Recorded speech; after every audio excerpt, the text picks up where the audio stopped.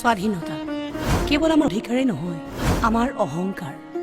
প্ৰতিগৰাকী দেশবাসীৰ ব্যক্তিত্বত জিলিকি থকা সবাতোকৈ মূল্যৱান অলংকাৰ।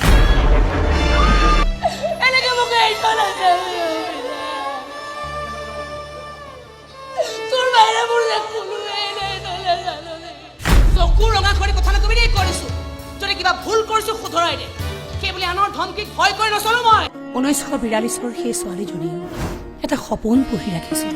এদিন তাই স্বাধীন ভাৰতৰ পতাকাৰ তলত তাই এদিন থিয় হ'ব। মই কৈ আছো তই বেজাৰ নকৰিবি, কেৱল তোৰ বুকুখন সাজু কৰি লোৱাই।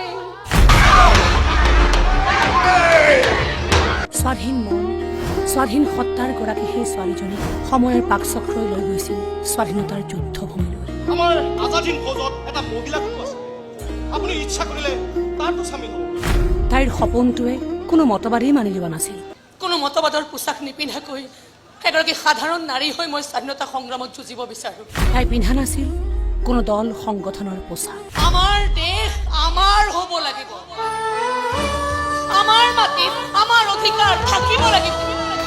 200 বছৰীয়া গোলামীৰ ওৰ পেলাই আমি স্বাধীন বুলি চিঞৰিব পাৰিব লাগিব।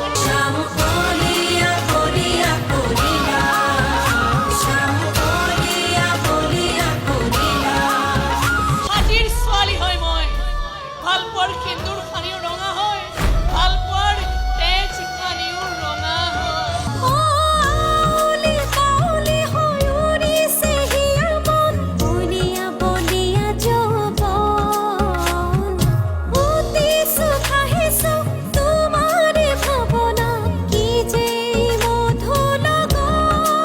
তাই কাৰোবাৰ প্ৰেয়সী আছিল, কাৰোবাৰ অৰ্ধাংগিনী আছিল। শুনাচোন, ডিঙিটো শুকাই গৈছে, অলপ খাবলৈ পানী পালো হয় নেকি?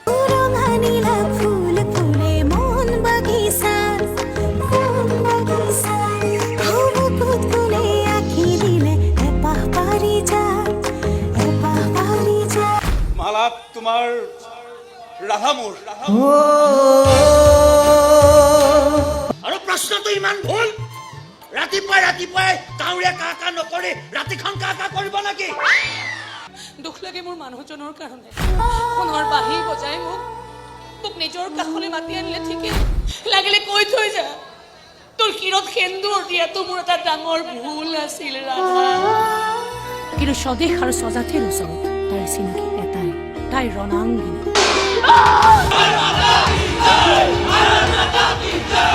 নাম তাইৰ ৰাধা।